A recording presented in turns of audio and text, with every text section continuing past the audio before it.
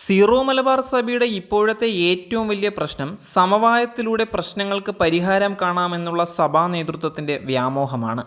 സമവായം ഒരു രാഷ്ട്രീയ ഭാഷയും വാക്കുമാണ്.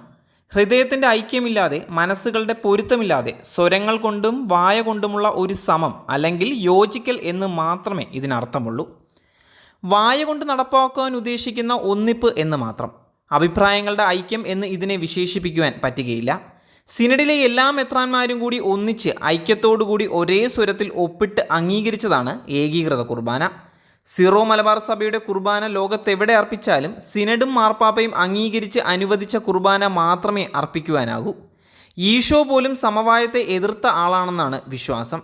ഞാൻ ജീവൻ്റെ അപ്പമാണ് എന്ന് പറഞ്ഞ് വിശദീകരിക്കുന്ന ഒരു ഭാഗം യോഹന്നാൻ്റെ സുവിശേഷത്തിലുമുണ്ട്. ഞാനാകുന്നു സ്വർഗത്തിൽ നിന്നിറങ്ങി വന്ന ജീവനുള്ള അപ്പം എന്ന് തുടങ്ങുന്ന ഈശോയുടെ ഈ മഹത്വ വചനങ്ങൾ കേട്ട് അവിടുന്ന് ഇടറിയ കുറേ ശിഷ്യന്മാർ ഈശോയെ വിട്ടുപോയി. നീ പറയുന്നതെല്ലാം ദുർഗ്രഹമാണ്, ഇതൊന്നും ഞങ്ങൾക്ക് മനസ്സിലാകുന്നില്ല എന്ന് പറഞ്ഞാണ് ശിഷ്യന്മാർ ഈശോയെ വിട്ടുപോയത്. പോകാതെ നിന്നവരോട് നിങ്ങൾക്കും വേണമെങ്കിൽ പോകാം എന്നാണ് ഈശോ പറഞ്ഞത്. നഷ്ടപ്പെട്ട ആടിനെ തേടി പോകണമെന്നും പാപികളെ അന്വേഷിച്ചാണ് താൻ വന്നതെന്നും പറഞ്ഞ ഈശോ താൻ ജീവൻ്റെ അപ്പമാണ് എന്ന് പറയുന്നതിൽ യാതൊരു വിട്ടുവീഴ്ചയും കാണിക്കുന്നില്ല. ഇക്കാര്യത്തിൽ ഒരു സമവായത്തിനും ഈശോ തയ്യാറാകുന്നില്ല. കാതലായ കാര്യം താൻ ജീവൻ്റെ അപ്പമാണെന്നത് തന്നെയാണ്. നല്ല മനസ്സുള്ളവർ വിശ്വസിച്ചാൽ മതി എന്നർത്ഥം. അപ്പോൾ ഈശോയുടെ പ്രതിപുരുഷ സ്ഥാനങ്ങളിൽ ഇരിക്കുന്ന സഭാ നേതൃത്വം പരിശുദ്ധ കുർബാനയിൽ സമവായത്തിന് പരിശ്രമിക്കുന്നതിന് എന്തിനെന്ന് മനസ്സിലാവുന്നില്ല. മാർപ്പാപ്പയും സിനഡിനെയും മെത്രാനെയും അനുസരിക്കുവാൻ സാധിക്കില്ല എങ്കിൽ എന്ത് ക്രിസ്തീയതയാണ്? അനുസരണക്കേട് കാട്ടുന്നവരും അവരെ പിന്താകുന്നവരും വെച്ചു പുലർത്തുന്ന ഈ അനീതിക്കെതിരെ നടപടിയെടുക്കുവാൻ സഭാ നേതൃത്വം തയ്യാറാകണം. അനുരഞ്ജനത്തിൻ്റെ വാതിൽ കൊട്ടിയടച്ചത് തിരുസഭയെ അനുസരിക്കാതെ തങ്ങൾ പറയുന്നത് തിരുസഭ അനുസരിക്കണമെന്ന് വാശി പിടിക്കുന്ന വിമതർ സഭയുടെ ശാപം തന്നെയാണ്.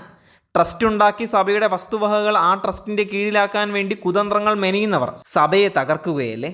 സഭ അംഗീകരിച്ച വിശുദ്ധ കുർബാന അർപ്പിക്കാനല്ലെങ്കിൽ പിന്നെ എന്തിന് ദേവാലയങ്ങൾ? 16 മണിക്കൂർ അൾത്താരയിൽ കയറി നിന്ന് തിരുവോസ്തി ഉപയോഗിച്ച് സഭാശത്രുക്കളെ ദേവാലയത്തിനകത്ത് കയറ്റി നിർത്തി തെറിയപക്ഷകത്തിന് നടുവിൽ നിന്ന് മുതിർന്ന വൈദികരുടെ പിന്തുണയിൽ 33 വൈദികർ ആഭിചാരം ചെയ്തപ്പോൾ സഭാഗാത്രത്തിന് ഏറ്റ മുറിവ് വിശ്വാസികൾക്ക് താങ്ങാൻ പറ്റുന്നതല്ല. ദേവാലയത്തിൽ സമരപ്പന്തൽ കെട്ടി പാർട്ടി ഓഫീസ് പോലെയാക്കി രാഷ്ട്രീയക്കാർ മറുഭാഗത്തെ അവഹേളിക്കുന്നത് പോലെ ദിവസം മുഴുവൻ തിരുസഭയെ അവഹേളിച്ചപ്പോൾ സഭാ നേതൃത്വത്തിന് മൗനമായിരുന്നു. വത്തിക്കാനിൽ നിന്നും വന്ന സിറിൽ മെത്രാന് നേരെ തെറിയഭിഷേകവും കുപ്പിയേറും നടത്തിയപ്പോൾ നോക്കി നിന്ന സഭാ നേതൃത്വം അന്നീ നടപടി എടുത്തിരുന്നുവെങ്കിൽ ഇപ്പോൾ സമവായം എന്ന് പറഞ്ഞ് പിറകെ കെഞ്ചി നടക്കണ്ടായിരുന്നു. ചെയ്യേണ്ടത് ചെയ്യേണ്ട സമയത്ത് ചെയ്യാത്തതാണ് സഭയുടെ ശാപം തന്നെ. അതുകൊണ്ട് വിമതന്മാരെ തടയാതെ പോകുന്ന വഴി പോകാൻ അനുവദിക്കുക.